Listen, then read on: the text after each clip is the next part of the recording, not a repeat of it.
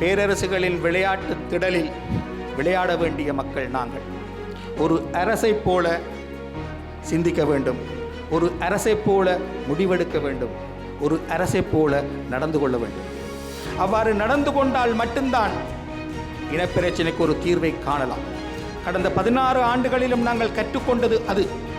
இல்லை என்றால் நாங்கள் இனப்பிரச்சனைக்கான தீர்வை நோக்கி போக மாட்டோம். அனைத்துலக சமூகத்தை எப்படி வென்றெடுக்க போகிறோம்?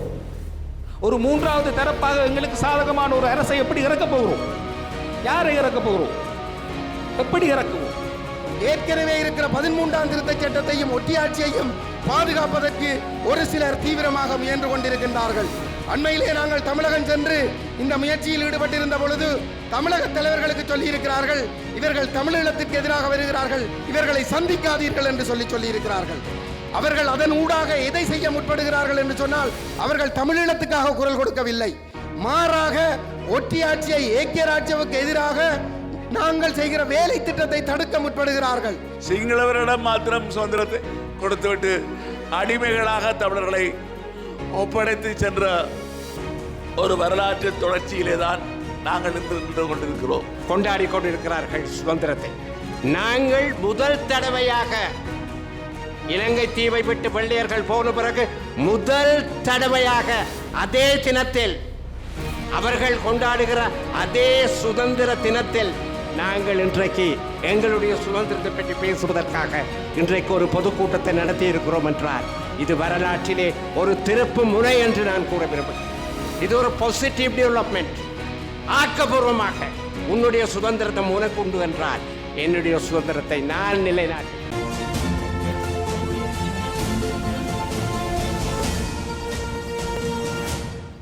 தமிழின படுகொலை செய்யப்பட்ட பொதுமக்களுக்கும் அதே போல சுதந்திரத்துக்காக போராடி தங்களுடைய உயிர்களை தியாகம் செய்த மாவீரர்களுக்கும் வீர மறவர்களுக்கும் அண்மையிலே மறைந்த தமிழ் தேசிய செயற்பாட்டாளர் அமரர் முத்துக்குமாரசாமி, தம்பித்துறை முத்துக்குமாரசாமி அவர்களுக்கும் 2 நிமிட அகவணக்கத்தை செலுத்தி கூட்டத்தை ஆரம்பிப்போம்.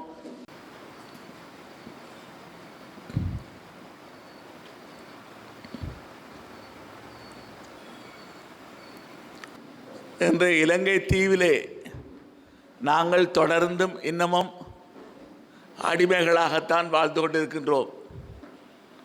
பல நூற்றாண்டுகளாக இந்த தீவிலே ஆதிக்குடிகளாக ஆட்சியாளர்களாக நாங்கள் இருந்த நாங்கள்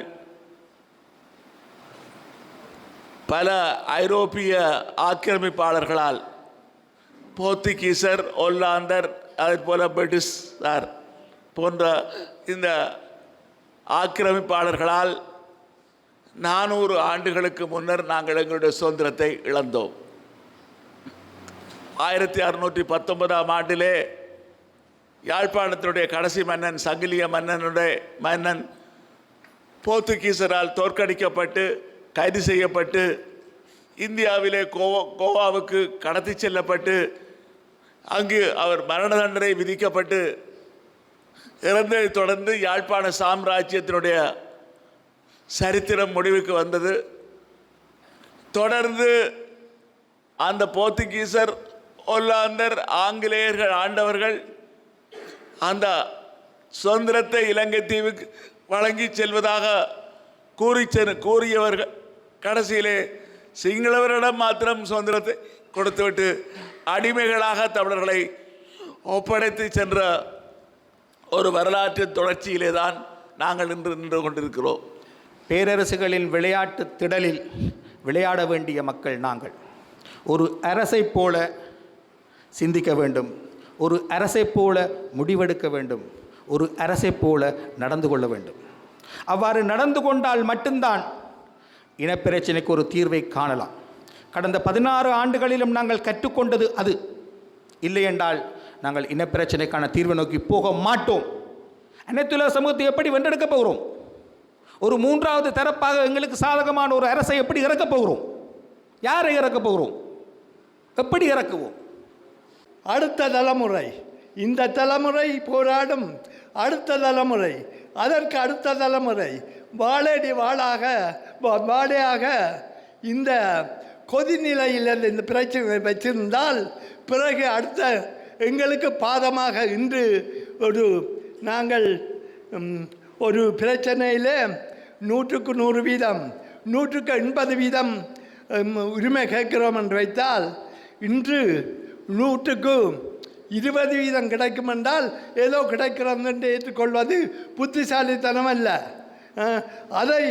அதே நிலையில் வைத்துக்கொண்டு அந்த 80 வீதத்துக்கு நமக்கு உரிமை இருக்கிறது என்று கூறிக்கொண்டு அந்த பிரச்சனை அடுத்த தலைமுறைக்கு எடுத்து செல்வதுதான் புத்திசாலித்தனம்.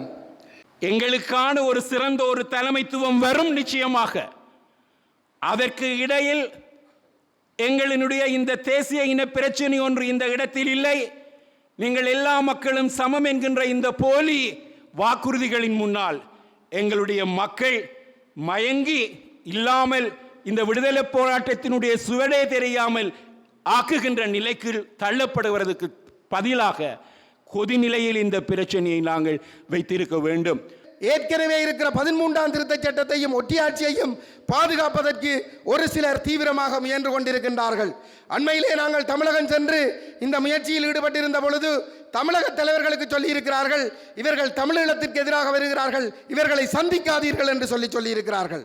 அவர்கள் அதன் ஊடாக எதை செய்ய முற்படுகிறார்கள் என்று சொன்னால் அவர்கள் தமிழீழத்துக்காக குரல் கொடுக்கவில்லை, மாறாக ஒட்டியாட்சியை ஏக்கிய ராஜ்யவுக்கு எதிராக நாங்கள் செய்கிற வேலை திட்டத்தை தடுக்க முற்படுகிறார்கள். ஏக்கிய ராஜ்யை நிறைவேற்றுவதை தடுப்பதற்கு இந்தியா அழுத்தம் கொடுக்க வேண்டும் என்ற கோரிக்கையை நாங்கள் எழுத்து மூலம் முன்வைத்திருக்கிறோம். முதலமைச்சரிடமும் ஏனைய தமிழக தலைவர்களிடமும் நாங்கள் எழுத்து மூலம் கேட்டிருக்கிறோம். ஏக்கிய ராஜ்யவை கொண்டு வந்து ஒப்பேற்ற போகிறார்கள்.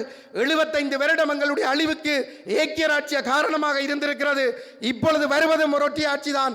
ஆகவே இதை நிறைவேற விடாமல் தடுக்க வேண்டும் என்று நாங்கள் கேட்டிருக்கிறோம். அவ்வாறு நாங்கள் செல்கிற பொழுது எங்களை சந்திக்க கூடாது என்று சொல்லி ஒருவன் வெளிநாட்டில் இருந்து சொல்கிறான் என்று சொன்னால், அவன் தமிழீழம் பற்றி கதைக்கிறான் என்று சொன்னால் அவனை பற்றி விழிப்பாக இருக்க வேண்டும். அது தமிழீழத்துக்கான கோரிக்கை அல்ல, மாறாக இந்த ஒற்றியாட்சியை நிறைவேறுவதை தடுப்பதற்கு நாங்கள் எடுக்கிற முயற்சியை தடுப்பதற்கான ஒரு சதி முயற்சி. கொண்டாடி கொண்டிருக்கிறார்கள் சுதந்திரத்தை. நாங்கள் முதல் தடவையாக இலங்கை தீவை விட்டு வெள்ளையர்கள் போன பிறகு முதல் தடவையாக அதே தினத்தில் அவர்கள் கொண்டாடுகிற அதே சுதந்திர தினத்தில் நாங்கள் இன்றைக்கு எங்களுடைய சுதந்திரத்தை பற்றி பேசுவதற்காக இன்றைக்கு ஒரு பொதுக்கூட்டத்தை நடத்தி இருக்கிறோம் என்றால் இது வரலாற்றிலே ஒரு திருப்பு முனை என்று நான் கூற விரும்புகிறேன். இது ஒரு பாசிட்டிவ் டெவலப்மெண்ட். ஆக்கப்பூர்வமாக உன்னுடைய சுதந்திரத்தை உனக்கு உண்டு என்றால் என்னுடைய சுதந்திரத்தை நான் நிலைநாட்டுவேன்.